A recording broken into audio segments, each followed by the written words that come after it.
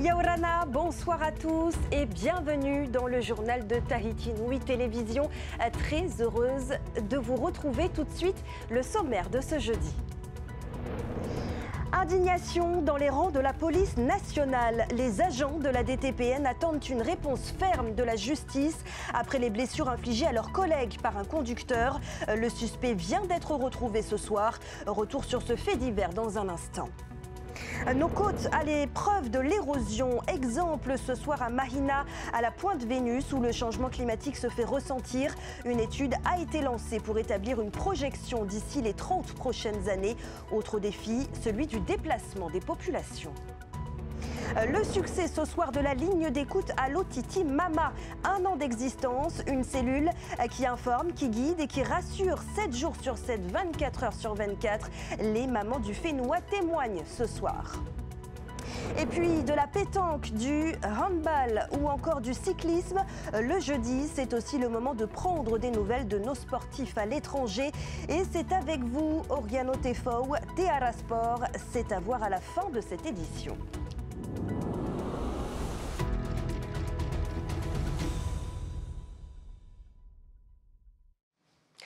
Un policier traîné sur des dizaines de mètres lors d'un contrôle routier qui a mal tourné. Au lendemain de ce fait divers, la colère des agents de la DTPN.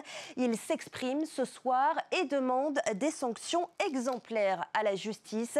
L'auteur présumé du délit de fuite est un jeune homme âgé d'une trentaine d'années. Il a été retrouvé en fin d'après-midi aujourd'hui. Voyez ce reportage de Jessica Doucet et Naya Bennett. Hier, 15h30, c'est ici que l'incident s'est produit. Un agent de la DSP somme un véhicule de s'arrêter. Celui-ci fait mine de ralentir, puis entraîne l'agent de police sur une cinquantaine de mètres. Arrivé au contact du collègue, il a accéléré d'un trait, c'est ce qui a emporté le collègue un peu sur le capot. Le collègue a juste évité le véhicule pour essayer d'éviter de se faire renverser. Par rapport à l'état de santé de notre collègue, hein, donc comme je vous l'ai dit, il a été traîné sur le côté chauffeur. Sur une cinquantaine de mètres, il a la partie gauche, aussi bien de son bras et sa jambe bien éraflée. Hein. Donc mais c'est surtout le choc émotionnel. Hein. C'est bien lui et ses collègues de patrouille à ce moment-là. Hein. Dans sa fuite, le chauffeur s'engage alors dans ce quartier. Au bout de quelques mètres, il décide d'abandonner son véhicule et poursuivre à pied.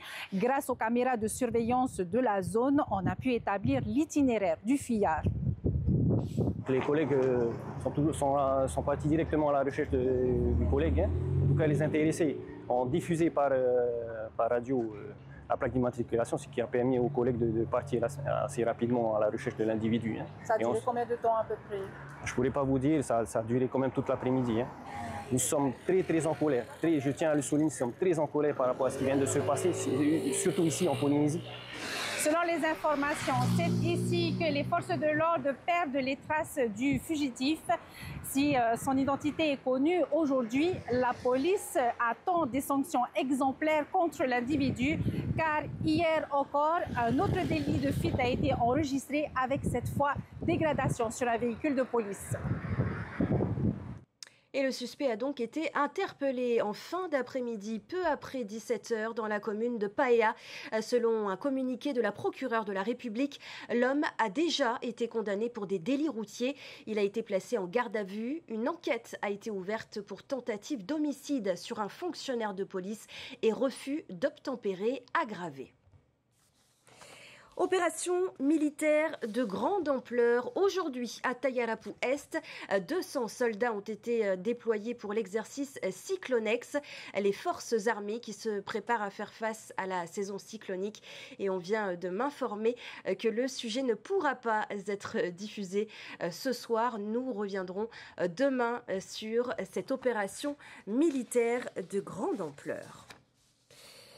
Et on parlait justement donc des cyclones, du changement climatique et ses conséquences aussi sur nos littoraux. L'érosion des côtes s'aggrave avec le réchauffement planétaire qui accentue la montée des eaux. À Mahina, les habitants de la Pointe Vénus en sont victimes.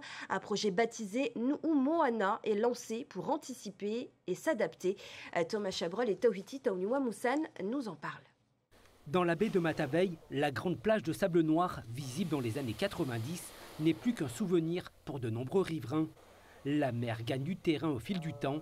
Depuis avril, des spécialistes en géomorphologie, hydrosémontologie font des cartographies du littoral. Des anthropologues recueillent aussi les témoignages des habitants sur leur perception du changement du trait de côte. On a eu beaucoup de personnes, on va dire de bataille au pot, qui sont venues, qui nous ont parlé comment c'était quand ils étaient jeunes. Et la crainte ici, en fin de compte, c'est qu'est-ce qu'ils vont donner à leurs enfants, à leurs petits-enfants, quand on voit l'évolution ici du trait de côte. Julien Touillot a toujours vécu à la Pointe-Vénus. Il a vu le littoral changer. Pour lui, il sera difficile de convaincre les habitants du bord de mer de quitter les lieux, même si la montée des eaux devient une menace. Les faire sortir d'ici à propos de ça, je pense pas. Je pense pas. Ils sont nés ici, ils ont vécu ici, donc ils gardent le corps de leur mère. Pourtant, les effets du changement climatique se font ressentir. À l'érosion lente s'ajoutent chaque année des épisodes de forte houle qui accentuent le phénomène. Ce jeune habitant l'a déjà constaté, les vagues envahissent parfois l'habitation familiale. Là, la maison elle est plus vivable, donc du coup on essaye de la rénover petit à petit. Il faudra déménager, il n'y aura plus de plage, je pense. Parce que vu comment c'est aujourd'hui, je dis dans 6 ans, ça y est, il faut partir, quoi. L'étude baptisée Nous Moana sera un outil pour les politiques publiques. Il s'agit d'établir une projection du trait de côte à horizon 30 ans. Il est aussi question de proposer des solutions d'aménagement adaptées pour les constructions actuelles et futures et pour la préservation du littoral. Alors l'idée justement, c'est pas d'avoir une approche au cas par cas, c'est plutôt de raisonner à l'échelle des cellules sédimentaires, plus avoir une vision globale des sites. Et par contre, c'est vrai qu'il pourrait y avoir des propositions qui seront faites à court, moyen et plus long terme. Ce qui est sûr, c'est que c'est un site qui est vivant effectivement au niveau de l'ensablement et de la perte de sable en fonction des saisons notamment. À la Pointe-Vénus, l'enjeu est important. Face au changement climatique, le maître mot est de s'adapter. Des murs de pierre ont été érigés pour protéger les maisons, mais leur construction modifie le cycle naturel des bancs de sable. À la Pointe-Vénus, c'est 60% de linéaire qui est artificialisé. Mais on ne peut pas leur jeter la pierre, c'est le cas de le dire, puisque l'objectif c'était de protéger leur maison. Donc aujourd'hui, on est dans un compromis entre essayer de renaturaliser le haut de plage, comme on peut le voir là avec la végétation qui se développe, qui est une barrière naturelle.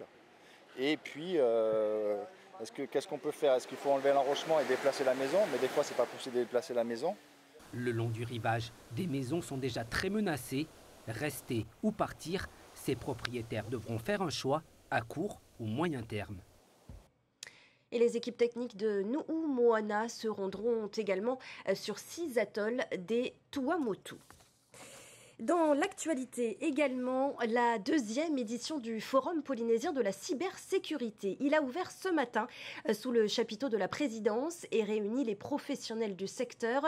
L'objectif, favoriser les échanges pour développer la filière et sensibiliser aux enjeux de cybersécurité en Polynésie.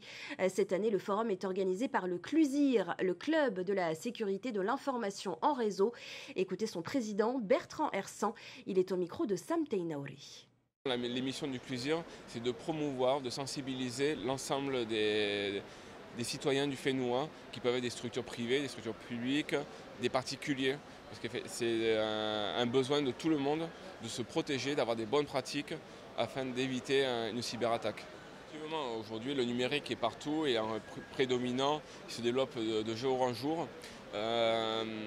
Comme l'a dit le président ou le haut-commissaire, la cybersécurité est un prérequis aujourd'hui pour faire vraiment un système résilient et à perdurer dans l'activité dans les structures.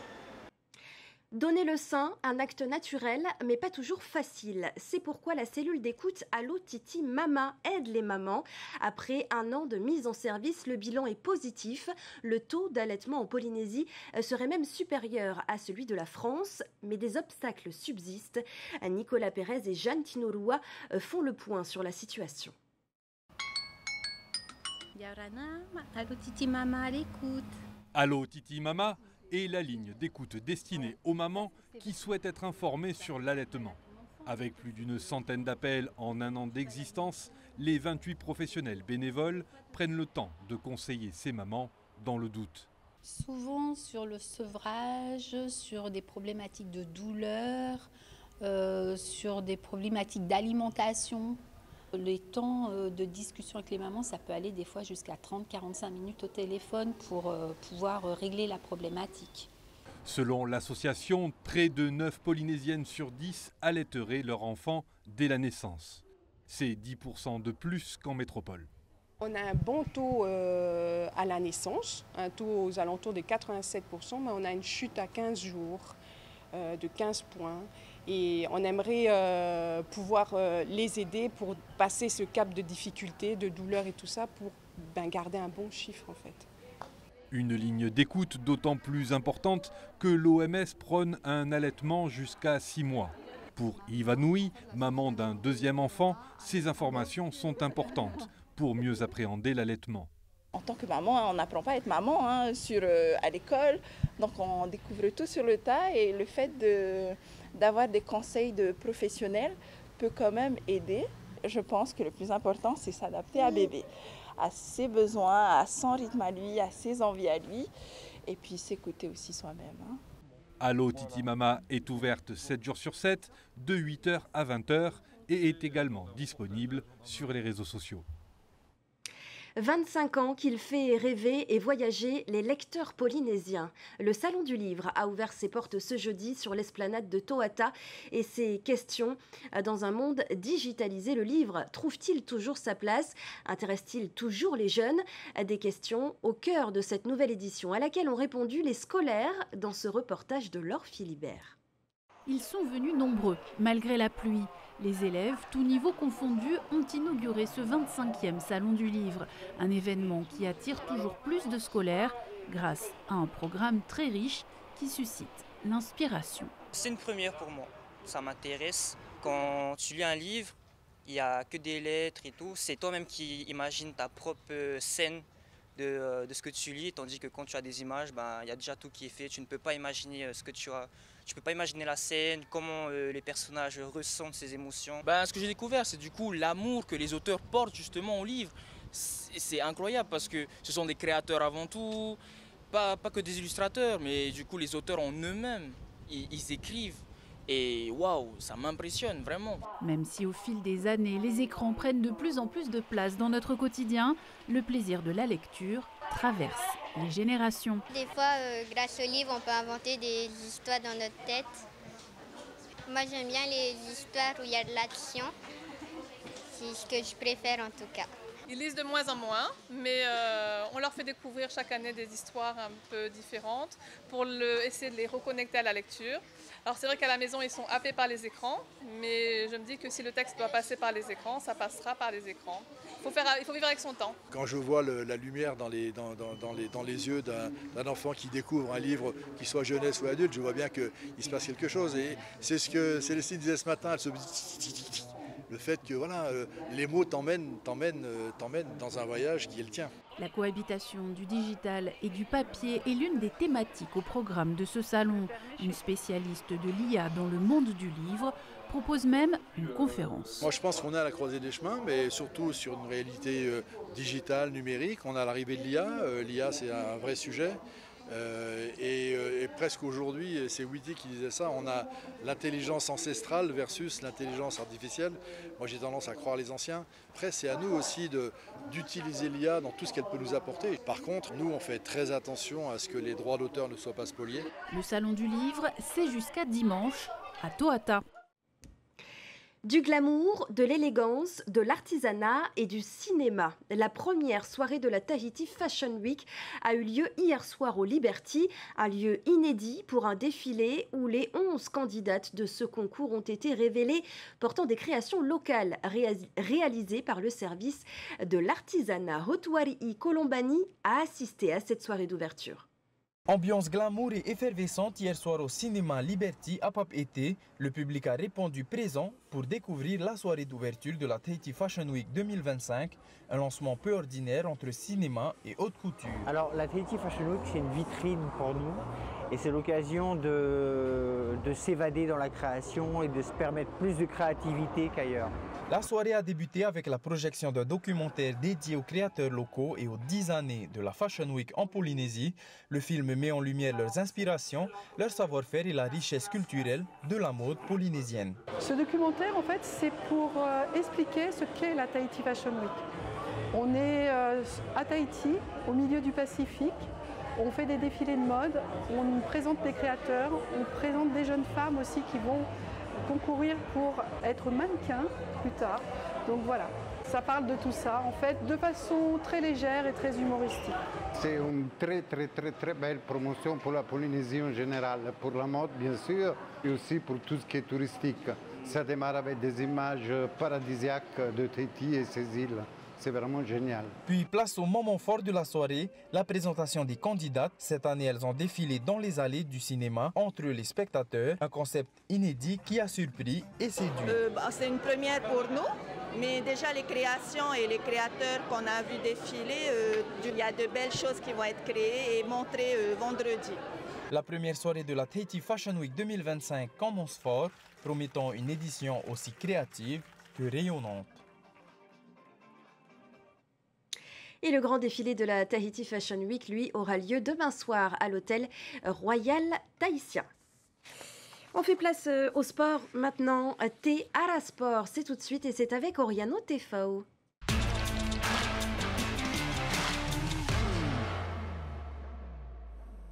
Oriano, Yorana. Yorana Sophie. Alors on débute ce soir avec les championnats du monde féminin de pétanque. On en parlait justement la semaine dernière. Elles ont eu lieu à Douai en France et nos athlètes polynésiens étaient bien représentés. Oui, il y avait d'abord 5 joueuses venues de Tahiti et de Raiatea qui représentaient le Fénois. La sélection tahitienne n'a pas réussi à passer les phases qualificatives. Torea Terio, quant à elle, que vous pouvez voir ici évoluer dans l'équipe de France 1. Elle s'est arrêtée en 8e de finale face au Cambodge, tandis que la deuxième équipe des Bleus s'est inclinée en quart contre la Belgique. Et le titre mondial, Oriano? Et le titre mondial cette année, il est revenu au Vietnam devant la Thaïlande et le Cambodge. La Thaïlande s'impose aussi aux épreuves de tir de précision, un championnat riche en enseignements pour la sélection tahitienne qui a pu se mesurer aux meilleures équipes internationales. Les femmes à l'honneur également lors du trophée IHF Océanie féminin qui se déroule aux îles Cook et nos athlètes ont fait parler d'elles. Exact Sophie, la compétition se déroule du 13 au 17 octobre et constitue aussi une étape qualificative au tournoi intercontinental du trophée IHF. Chez l'U19, les Tahitiennes ont dominé même la Nouvelle-Zélande 42-7 après une victoire solide face aux Fidjiennes 33-13. Et les U17? Et les U17, les rencontres ont été plus compliquées pour elles, pour nos joueuses face à la Nouvelle-Calédonie, la Nouvelle-Zélande et l'Australie, mais elles ont fait preuve de courage et de combativité. Ce tournoi très relevé leur a offert elles aussi l'occasion d'apprendre et surtout de se confronter aux meilleures équipes du Pacifique. Faituito nos filles pour la suite. En cyclisme maintenant, en cyclisme sur route plus exactement, Tahiti compte bien faire un nouveau coup d'éclat à la Pacific Cup à Cambridge en Nouvelle-Zélande. En effet, la sélection tahitienne veut confirmer sa domination. Vainqueur chez les hommes en 2022, puis auteur d'un doublé homme-femme l'an dernier à Tahiti, nos coureurs reviennent avec beaucoup d'ambition. Kahiri Handler et Harry Manutei, Teko Apere et Kylie Crawford sont les 4 représentants du Fénois. Et déjà de belles performances cet après-midi, Oriano. Et oui, une belle performance et je dirais même une victoire chez les garçons avec Kahiri Handler sur l'épreuve du contre-la-montre. Son partenaire Harry Manutei arrive deuxième. Chez les filles, Teko Apere prend la deuxième place. Également, demain au programme, une course en ligne sur un parcours vallonné. Ce sera la dernière épreuve de la saison et aussi une belle préparation pour les Jeux du Pacifique de 2027 qui, je rappelle, se déroulera ici à Tahiti. Et merci beaucoup, Oriano. C'est la fin de cette rubrique. À la semaine prochaine. À la semaine prochaine, à jeudi prochain exactement. Et c'est avec Oriano Tefog que l'on termine ce journal. Juste après, retrouvez l'émission Moana, spéciale Octobre Rose, suivie d'une soirée gourmande avec le meilleur pâtissier. Demain, Mika Delattre reprend les journaux du week-end. Quant à nous, on se revoit bientôt. On se quitte ce soir sur ces images surprenantes, celle d'un léopard de mer, une première à Rikitea filmée par un plaisancier. L'animal est resté près du voilier durant plus de 30 minutes avant de s'éloigner. Ces phoques vivent habituellement dans les eaux glacées de l'Antarctique. Des images exceptionnelles donc que je vous laisse apprécier. Très belle soirée à tous.